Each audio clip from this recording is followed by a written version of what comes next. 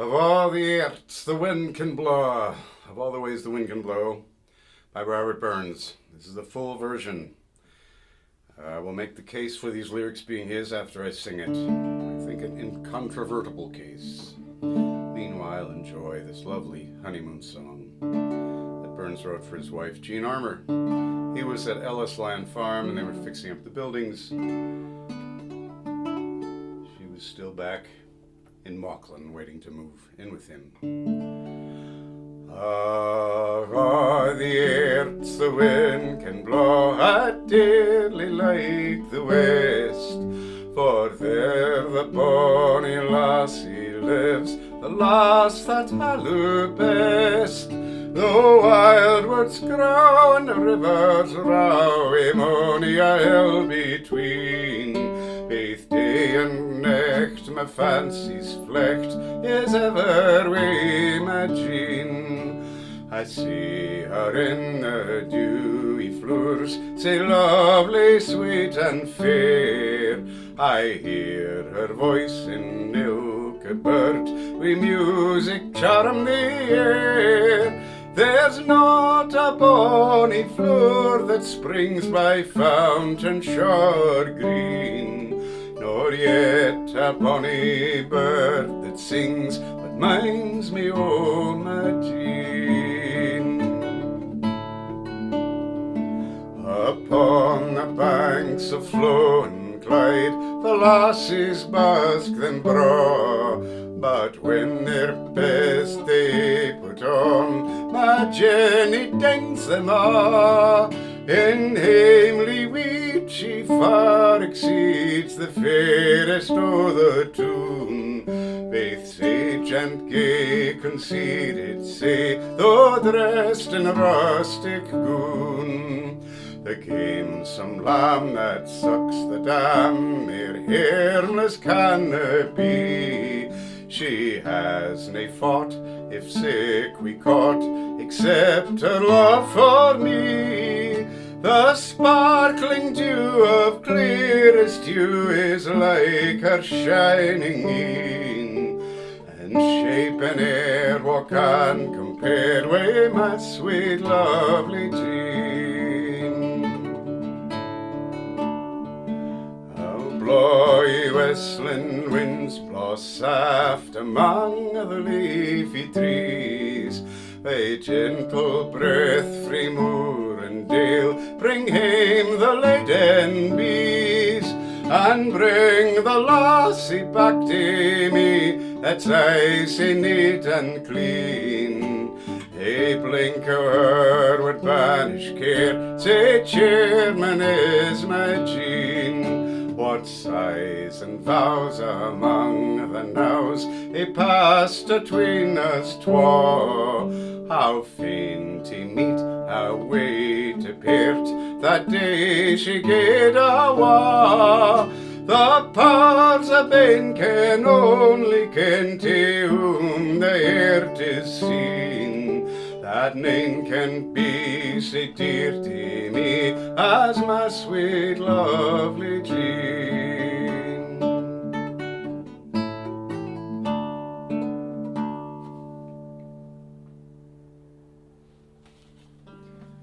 All right. I'm just going to read this to you anglicized so you follow the flow. Of all the ways the wind can blow, I dearly like the west, for there the bonny lassie lives, the lass that I love best. Though wildwoods grow and rivers roll, with many a hill between, both day and night my fancy's flight is ever with my Jean. I see her in the dewy flowers, so lovely, sweet and fair. I hear her voice in every bird, with music charm the air. There's not a bonny flower that springs by fountain grove or green, nor yet a bonny bird that sings, but minds me of my Jean. Upon the banks of flowing Clyde, the lassies dress them fine, but when their best they have put on, my Jenny beats them all. In home-made weed clothes she far exceeds the fairest of the town. Both sage and gay concede it so, though dressed in rustic gown. Her, not them. The gamesome lamb, the playful lamb that sucks the dam, its mother, more harmless cannot be. She has no fault, if such we call it, except her love for me. The sparkling dew of clears too is like her shining eyes in shape and air. What can compare with my sweet lovely Jean? Oh, blow ye western winds, blow soft among the leafy trees. With gentle breath from moor and dale, bring home the laden bees.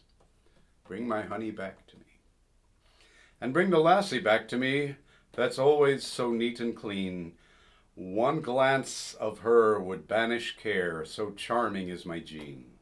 What sighs and vows among the knolls have passed between us two. How fain to meet, how sad to part that day she went away. The powers above can only know to whom the heart is seen, that none can be so dear to me as my sweet lovely Jean. So, if you've heard this before, you will only have heard that first stanza that goes once through the melody. Talks about the flowers and the bonny birds. These other verses were printed in a chapbook by Stewart and Meikle. Thomas Stewart was the nephew of John Richmond, who was a close friend of Robert Burns, and he gave him many original Burns manuscripts. And he printed these. These were like pirate publications. He printed and sold in Glasgow. Chapbooks, cheaply printed. So Stewart and Meikle's chapbook, Holy Willie's Prayer, Letter to John Gowdy Kilmarnock, and 6 Favorite Songs of 1799, includes a 6-verse version of All the Airts the Wind Can Blaw. 2 verses to a stanza. This lyric varies in its deft opening stanzas from that published in the museum. They're titled, I Love My Jean. I'll show you how it varies. That one says, though there's wild woods grow and rivers row. This has though wild woods grow. Both day and night my fancy's flight is with her. And this one says, I see her in the dewy flowers, so lovely, sweet, and fair.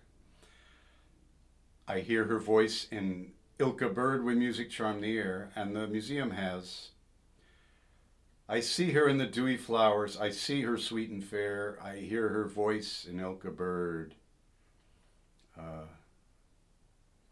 I hear her charm the air. So this does a much better job of giving a unity of bird and flower.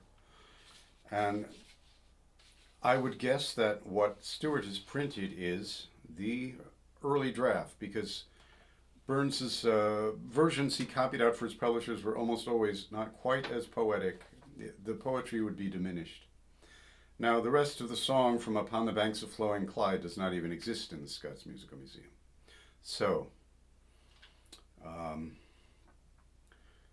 one benefit of this longer version is that you get to run through this William Marshall's marvelous Strathspey, Miss Admiral Gordon's reel of Strathspey. So the likely editor is that credited by Stewart, Robert Burns. However, in his column, A Cursory Remarks on Scottish Song in the Glasgow Citizen, circa 1843, Charles Gray expressed a different opinion, which George Farquhar Graham endorsed by inclusion in his notes to the song in his influential anthology, The Songs of Scotland, in 1848. So this was a popular book which would have gotten more circulation than that local paper. And he quotes, here's a quote from Farquhar during which he quotes Gray. Captain Charles Gray, R.M., in his cursory remarks on Scottish Song, says that he believes, quote, Burns did not write more than the first 16 lines of this beautiful song. He observes that the 3rd and 4th stanzas were not found among Burns's manuscripts after his death, and that none of his editors or commentators, except Allan Cunningham and Hagen Motherwell, have claimed them for Burns. Further, that Dr. Curry, in his edition of Burns, Mr. Stenhouse in Johnson's Musical Museum, and Mr. David Lang in his additional notes to that work do not mention these stanzas as of Burns's composition, and that Mr. George Thompson in his Melodies of Scotland, 1838, has rejected them as spurious. By some they have been ascribed to William Reed, bookseller, Glasgow, but Captain Gray is rather inclined to believe they were written by John Hamilton, music seller, Edinburgh. Okay, William Reed was a friend of Burns who also published unauthorized Burns lyrics in his chapbooks. If he had written these verses, he would have printed them himself. So let's just eliminate William Reed. These undocumented attributions to other wordsmiths may be interpreted as a rival slander on Stewart's legitimacy as a publisher. George Thompson was Burns's second publisher. He saw Stewart as a threat. Gray's argument for Hamilton is a sandcastle. Hamilton printed his own collection of 24 Scott songs in 1796, consisting of his pedestrian remakes of traditional songs. Nothing in his lyrics approaches the poetic quality to be found in the additional of all the Airts verses. Now, that's online in the Library of Scotland. John Hamilton collection of 24 Scott songs. There are several accepted Burns lyrics, such as On a Bank of Flowers, Scott's Musical Museum number 223, Sandy and Jockey, Museum number 283, and Addressed to a Lady, known as O Wert Thou in the Cold Blast, first published by Curry in 1800, for which we have no manuscript. Given the context of Stewart's Burns publications, the threshold of proof for dismissing these verses from consideration is met neither by Gray's conjecture about their author more than 40 years after their publication, nor by their exclusion by editors such as Curry and Thompson, for whom Stewart was a competing publisher whose piratical enterprise they would have had no interest in legitimizing. Thomas Stewart added no verses to the songs in the Jolly Beggars, a cantata, of which he had first publication. And that work exists with minor variations in other manuscripts. Nor to any other songs and poems for which we have comparison texts. Though adding verses to Burns' text is not in Stewart's pattern, Charles Gray argues that, quote, none of his editors or commentators except Cunningham and Motherwell have claimed them for Burns, insinuating that Stewart, the editor in the best position to know, had no credibility of his own. Tendentious, prejudicial. It gets worse.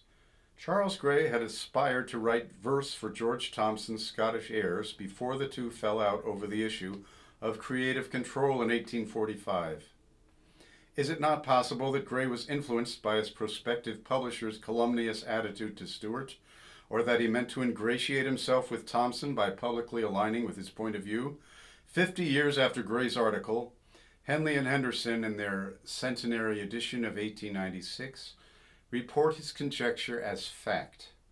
They declare the four extending verses, quote, pathetic additions, inviting the westland winds to bring the lassie back to me that's I say neat and clean, which appear in some sets, were the work of John Hamilton, an Edinburgh music seller, they say.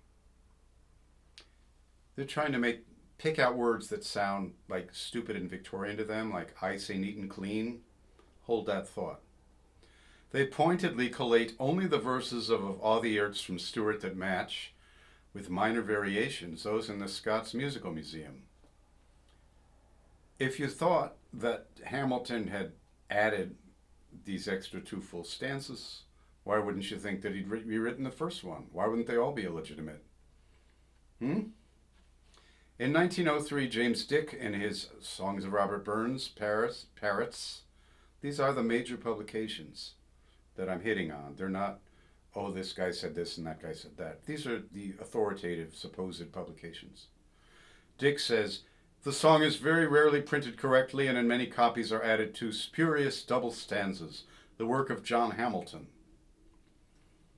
James Kinsley in 1968 Oxford edition, and Murray Pittock in the 2018 Oxford edition of the Scots Musical Museum notes and appendices further calcify the position of the editorial fraternity, collating only the textual variations from the first two verses in Stewart, while attributing the additional verses to Hamilton.